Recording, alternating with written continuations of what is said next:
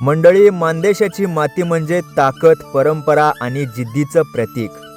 आणि या मातीतील असाच एक दमदार पैलवान म्हणजे अक्षय दिडवाग. राज्यस्तरावर आणि देश पातळीवर कुस्तीच्या मैदानात दमदार झुंज देणारे अक्षय दिडवाग, मैदानात प्रतिस्पर्ध्याला चित करणारा हा पैलवान, घरात मात्र परंपरेचा वारसा जपणारा मुलगा आहे. त्यांच्या घरात बक्षिसांचा अक्षरश ढीग लागलाय. ही फक्त ट्रॉफी नाही, तर त्यांच्या घामाची आणि संघर्षाची साक्ष आहे. कुस्तीच नाही तर बैलगाडा शर्यतीचा देखील यांना प्रचंड नाद आहे. घरी स्वतःचा वळू बैल आहे, जो रेतनासाठी वापरला जातो. म्हणजे परंपरा, शेती आणि खेळ सगळं एकाच घरात. या कुटुंबात राजकारणाचा देखील वारसा आहे. त्यांचे चुलते संजय दिडवाग हे गावचे सरपंच आहेत. म्हणजे नेतृत्व, ताकद आणि परंपरा या तिन्ही गोष्टी या घरात एकत्र दिसतात. मानदेशातील अशी परंपरा जपणारी अनेक घराणी आहेत आणि त्यापैकीच एक म्हणजे मान तालुक्यातील दिडवागवाडी गावातील हे कुटुंब. चला तर मग भेटूया पैलवान अक्षय दिडवाग आणि त्यांच्या कुटुंबाला. जाणून घेऊया त्यांच्या संघर्षाची, परंपरेची आणि यशाची खरी कहाणी. काय सांगाल? तुमचं खूप खूप अभिनंदन, कारण तुम्ही एवढ्या ट्रॉफ्या बघितल्यात. आम्ही मैदानावरती बघतो, परंतु आम्हाला माहित नाही एवढ्या ट्रॉफ्या तुम्ही मिळवल्यात. लहानपणापासून म्हणजे वडील पण पहिलवान होतं. गावाला आमच्या पहिलवानकीचा म्हणजे नाद आहे, जोपासली पहिलवानकी चांगली. तर वडील माझं एक्सपायर झालं 2012 साली ॲक्सिडेंटमध्ये. त्यानंतर मला तालमीत टाकलं चुलत्यांनी. नाद असल्यामुळे नाही का, थोडे दिवस गरिबी होती, परिस्थिती एवढी नव्हती, तरी पण संघर्ष केला, कष्ट केलं त्यांनी खूप.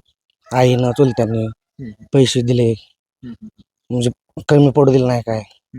बाकीच्यांनी पण मदत केली. संजय दिडवाग खोत आहेत त्यांनी. असे म्हणजे माणसांनी गरिबीतनं आम्हाला हे केलं. हळूहळू आम्ही गरिबीतनं आलो. सुरुवातीला नाही का काहीच नव्हतं आमच्याकडं. नंतर थोड्या दिवसाने हळूहळू कष्टाचं चीज झालं. बरोबर.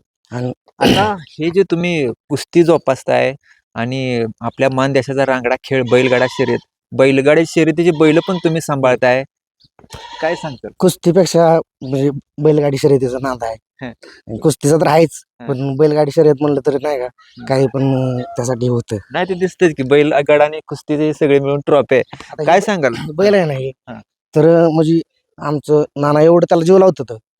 अक्षरशः एकदा पाऊस झालता, इथं घाण झालती सगळे, तर इथं घरात बैल बांधला होता समोर कट्ट्यावर. हा, म्हणजे दोघांची भांडणं झाली, पण एवढा जीव आहे बैलावर की बैल नसला करमत नाही, असं आहे.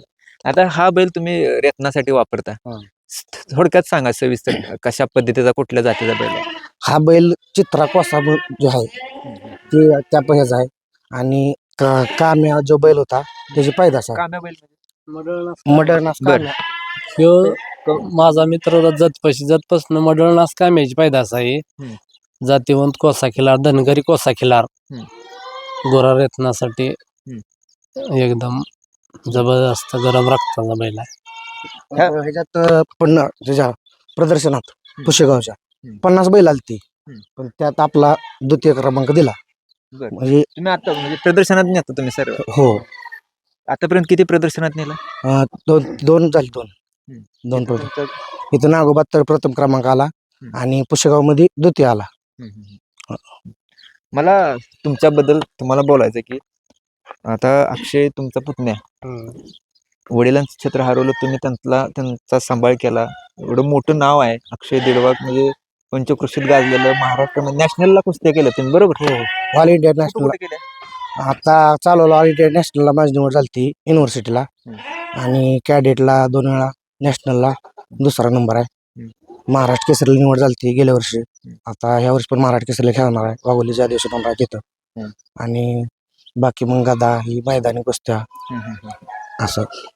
गदा ट्रॉफी तुमचा आनंद म्हणजे भरून येतं ना, एवढं म्हणजे आपल्या कष्टाचं झालं. बरोबर.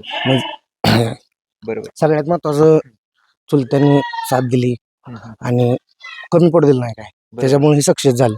कष्ट तर सगळेच करतात, पण पाठिंबा, बरोबर, सपोर्ट चांगला. काय सांगाल तुम्ही कसं हे वाढवलं सगळं? नाही, आम्हाला हे पहिल्यापासून नाद कुस्तीचा आणि बैलाचा आमची शेती सगळं आम्ही केलेलं आहे. त्यामुळे आम्हाला बैलाचा आणि पहिलवानकीचा पहिल्यापासून नाद आहे.